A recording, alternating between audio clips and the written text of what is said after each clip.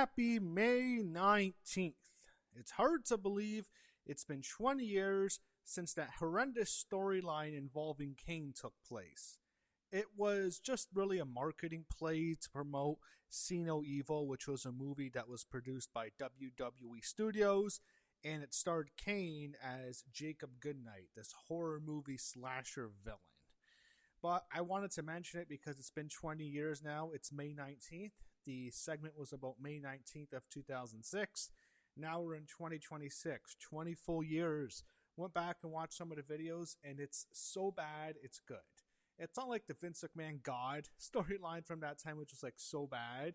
It was so horrendous. This was like really bad, but kind of funny in a way. It's kind of a so bad it's good kind of category. I kind of enjoy watching it.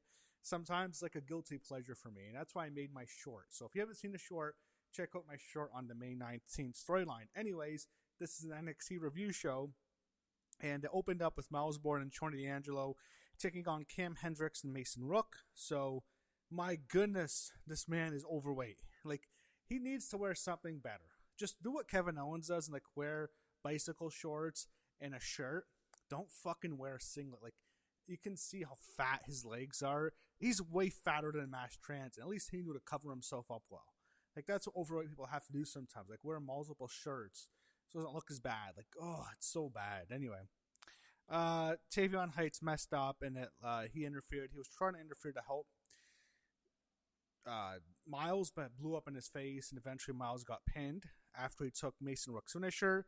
Then Cam Hendricks tossed Mason Rook off of Miles Bourne and pinned him. So Cam Hendricks got the win for his team, and they teased Mason Rook turning on Cam after the match. We got a dark stage promo backstage. They suck. Kalani Jordan was out next. She cuts a promo on being overlooked. She says she's better than all the women who got called up to the main roster. Then she was interrupted by Izzy Dame. Then the NXT Women's Champion Lola Vice came out and says she'll face Izzy next week. Then Kendall Gray came out next. She was over. She got a pop. She was setting up, really trying to set up Kalani to get for Ren to get revenge, and that's what happened. So she distracts Kalani, then Ren jumps in the ring and attacks Kalani with a crutch before Lola drops Izzy. The heels retreat as Lola, Kendall, and Ren stood tall together in the ring. We have DVD talking to Shawn Legacy backstage. Then the Romeo guy walked by him backstage. Some of the girls backstage in the locker room were watching Natalya call out Jada Parker on Busted Open Radio. It's funny how big of a shell Dave LaGreca is for the WWE now. Like, the fact that they're using Busted Open on WWE TV tells you that really, he has connections. He doesn't want to lose his access to WWE. And I mean, that's why you have like Bully Ray saying the New Day should go to TNA instead of AEW, which is fucking stupid. I don't even watch AEW. Oh my god, why the hell would the New Day go to TNA over AEW? And look at the money they'll be making. Anyways, so the girls are watching that, and then Jada walks in. Layla Diggs calls out Jada backstage. They get into a confrontation that sets up a match next week. Romeo Monroe took on Trish and Angels. Angels won, then he called out Charlotte Hill, who appeared in the crowd. Charlotte Hill fucking sucks. I hate his character. He's not funny. He's not entertaining. He has no charisma. He looks so stupid. He's not even entertaining. I think he's shit. Charlotte Hill sucks. Then Naraku backstage threatened Tony D'Angelo. If I were Tony D'Angelo, I wouldn't say that. But, yeah, I shouldn't have said that. But anyways, yeah, he mentioned being evil. We all knew Mr. Naraku was an evil bastard as he's married to Io Sky. I'm sure all the wrestling fans, the stands, writing all their fan fiction on Rio were very disappointed. They had their hearts broken, even though Rhea Ripley's already married, by the way. I'm sure they all fantasize about Rhea and Io. No Rio. It's only just going to be a fantasy on the internet now. But I'm sure Rhea, maybe she might have already. We don't know. Anyway, Lizzie Rain was out next, and then you had Shawn Spears tell Nico Vance they'll have a tag match against OTM next week, and then Izzy walks in. She was upset because she feels that Shawn Spears is prioritizing his own career over hers and Nico when he's really supposed to be their mentor. And it feels like they're going to be breaking them up soon. They couldn't break them up on this show for obvious reasons, so we'll get to that later. But it feels like this is going to be the end of the culling. Tatum Paxley was out next. We get the NXT Women's North American Championship on the line. Tatum Paxley defending her title against Lizzie Rain. They had a fun match that Tatum won after hitting the cemetery drive. They embrace after the match, but Zari attacks them both and hits F5s. I wonder if that's going to be an issue when she goes to the main roster. Is Brock still wrestling? Probably not, but why is she still allowed to use the F5? It's Brock's move, and he's back now. I mean, he just hit like 4 F5s in Obafemi yesterday. I don't know. Kendall and Ren were talking backstage, and then Robert Stone confronted Ren about attacking Kalani when she's not cleared. He agrees to make a match next week against Kalani if Ren can get cleared. Keanu Carver was out next. I love that I have the fast forward button on my remote because that's what I do whenever fucking Keanu Carver's on my screen, or Shiloh Hill, or fucking one of these other idiots, Jasper Troy, Josh Briggs. These guys suck. Anyway, Tate Wilder came out after the break, and we got Keanu Carver against Tate. Tate got cut in the match. Carver won. He sucks. Whatever. Vanity Project talked backstage. They were concerned about their match tonight. And then the woman they're with, I forget her name, she says she's got them. We had Charlotte Hill talking to OTM backstage. Fuck, he sucks. And then he bumped into Birthright trying to get them to sign his petition. Dempsey challenged him to a match next week. Whenever I have to watch Charlotte Hill, I don't want to watch NXT. He sucks.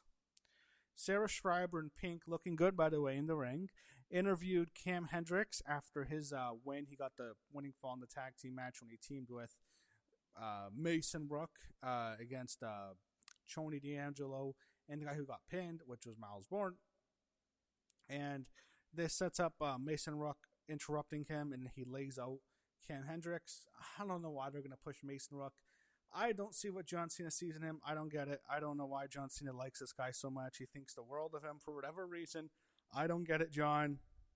I know you might want to think it's cool, or you might think it's some sort of novelty act by supporting someone who looks like the opposite of you, that's overweight, and you're thinking, oh, anyone can do it. See, look at me. I'm John Cena. I don't get it, John. This guy fucking sucks.